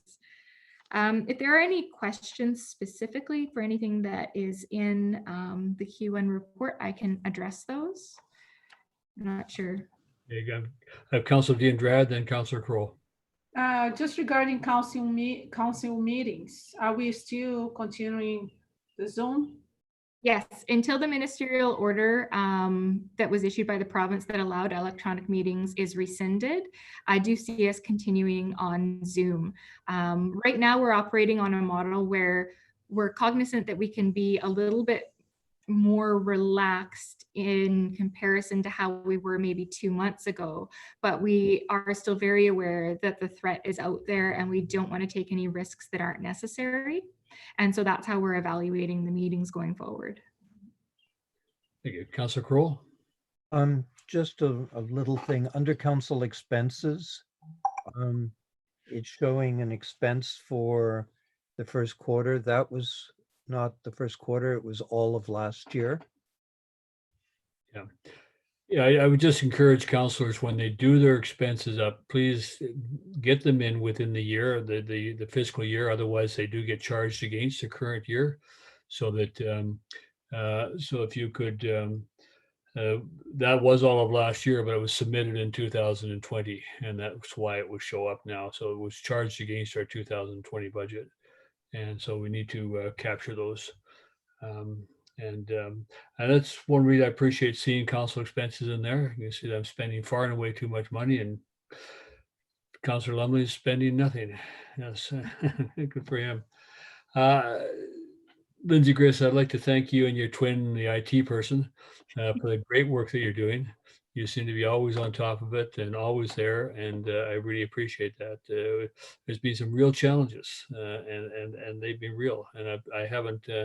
I've been part of the challenge, I know, but it's still, it's been so good to see you and to be able to rely on you and your advice and your direction. And I really appreciate that. I think all the staff do as well. So, Councillor Kroll, you had your hand up. Just very quickly to something the CAO mentioned with respect to the water dialogues. The RD are hosting, I believe it's going to be 4 water dialogues, and they're basically to deal with the tsunami RD was hit with when the water bills went out this year. Some people were facing 43% increases. They went absolutely ballistic. I can only commend the efforts and the team in Gibsons for taking on water and sewage as a utility that needs to sort of carry its own weight and putting in incremental costs over the years. You know, our water bills are still higher than a lot of people in the regional district who are complaining about their bills having gone up 43%. But, you know, finally, people are realizing there's no free lunch, and water and sewage is a very realistic cost that needs to be borne in a responsible manner. So I really have to commend the staff for, you know, bringing it to council's attention and getting a handle on it in a timely manner. Okay, seeing nothing further, and I too commend CAO for your leadership in this period of time. It's been a challenge for everybody, and I thank you for that. I have not received one complaint from my neighbors or members of the public that I know about levels of service or anything. And very often we are the first ones to receive those calls, so that if others are receiving them, I'm not hearing them. So I really appreciate that we've managed to go through a very stressful situation in the community. And I think we also had a good time this past weekend. And I got a compliment today from Sandy's Bakery, thanking them for the garbage pail that appeared on that side of the street, so that things are only looking up. That's one I can cross off, that I won't be dealing with Sandy's Bakery on that issue again. So that was great. So is there anything else the council, that staff would like to bring forward? Councilor D'Andrade? Just a quick comment, because I'm going to be doing some interviews for Brazil, and I'm kind of, okay, whatever I tell what's happening here is not the reality of the world, because everything, it was so, it's amazing to see what's happening around the world and what's happening here in our community. So that's, I feel so privileged. It's surreal actually to see what other communities are going through in terms of service as well. And the fact that, you know, we know what's going on, but it doesn't seem like an existential problem like other people are feeling. So I appreciate efforts of everybody. Councilor Kroll, I'll accept it. We haven't taken inquiries, and we do still have the press in the gallery. We haven't yet, and that's but And I'm going to go to our corporate officer now. At this time, sorry, Mr. Mayor, we're at inquiries. Yes. Yes, sorry. At this time, I'll ask anybody who's attending the meeting, if you have a question for inquiries, please use the raise the hand feature at the bottom of the screen and I'll turn your audio on.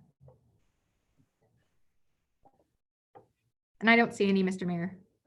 Okay, thank you. I'll take a motion to adjourn. Councillor Lumley, Councillor Diandrad, all in favor? Thank you. And our next meeting, I don't know if it's on here, I'll just turn my page. Our next meeting, June 16th, 2020 at Town Hall, unless one is called sooner. So thank you all very much and we'll see you for 7 o'clock. Take care. Thank you.